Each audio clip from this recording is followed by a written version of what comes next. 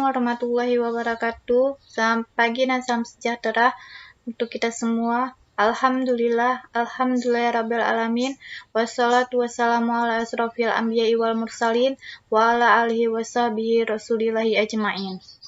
Pertama-tama yang saya hormati Bapak Asrul Fikri SPD MPD dan yang saya sayangi teman-teman seperjuangan. Baiklah, perkenalkan, nama saya Nura Amalia dari Prodi Pendidikan Sejarah, Fakultas Keguruan dan Ilmu Pendidikan di Universitas Riau. Baiklah, di sini saya akan menceritakan tentang sejarah lokal yang berjudul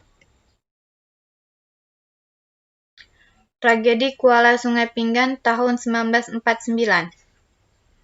Pada tahun 1949, tepatnya pada saat agresi Belanda kedua, terjadi suatu peristiwa di daerah Sungai Piring, tepatnya di daerah Sungai Pinggan, antara pihak serdadu Belanda dengan penduduk yang berada di sekitar muara Sungai Pinggan.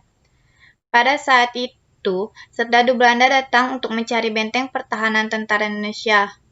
Sebelum mereka ke daerah Sungai Piring atau Sungai Pinggan, serdadu Belanda mencurigai salah satu daerah yang ada di Gaung Anak Serka, tepatnya di daerah Sungai Empat. Mereka curiga bahwa di daerah tersebutlah berdirinya benteng pertahanan tentara Indonesia. Ternyata dugaan mereka memang benar, akan tetapi sesampainya di sana, mereka menemukan bahwa benteng tersebut sudah kosong. Dengan kesal, kemudian serdadu Belanda bersama kapalnya melaju dan memutar ke arah wilayah Sungai Pinggan. Karena serdadu Belanda juga mencurigai daerah tersebut. Sesampainya di daerah Kuala Sungai Pinggan, mereka tidak menemukan benteng tersebut. Akan tetapi, mereka malah menemukan daerah perkampungan. Kemudian, masih dengan keadaan kesal, serdadu Belanda turun ke darat dan lantas menanyakan ke salah satu keluarga di sana, yaitu keluarga Hajah Asmah. Serdadu Belanda langsung bertanya pada salah satu seorang dari keluarga tersebut. Dengan nada keras, serdadu Belanda berbicara, "Kamu tentara Indonesia kan?" dengan berulang-ulang kali. Dan mereka menanyakan di mana benteng tentara Indonesia sambil mengacungkan senjata dan terus memaksa agar menunjukkan letak benteng tentara Indonesia tersebut. Karena serdadu Belanda terus memaksa, maka terjadilah tragedi perkelahian antara keluarga Hajah Asmah dengan serdadu Belanda. Dalam perkelahian tersebut, akhirnya menimbulkan korban dari pihak keluarga, yaitu Haji Samsi, Hajah Badriah, dan Husni, yang meninggal dunia. Sedangkan Ainun yang masih kecil terluka, yaitu terkena tembakan serdadu Belanda. Orang-orang tersebut menjadi korban serdadu Belanda yang ingin menguasai wilayah Nusantara, khususnya wilayah yang berada di Indragiri Hilir. Sekitar jam 5 sore, pihak serdadu merasa tidak menemukan benteng pertahanan tentara Indonesia. Akhirnya serdadu Belanda kembali turun ke kapalnya. Dan mereka terus berangkat menuju ke arah Hilir, tempat bertambatnya kapal induk Belanda.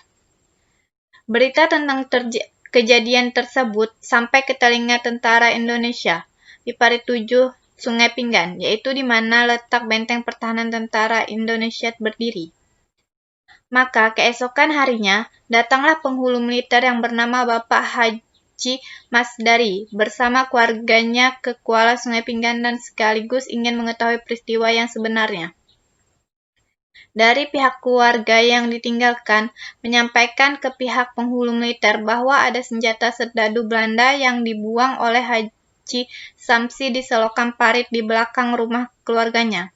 Dan senjata tersebut ditemukan oleh tentara Indonesia dan dibawa ke Tembilahan dan diserahkan pada pihak yang berwenang. Letak makam-makam korban tersebut pada saat ini.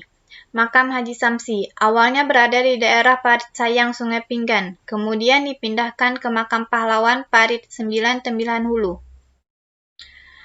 Sedangkan makam Hajah Badriah dan Husni masih tetap berada di daerah Kuala Sungai Pinggan.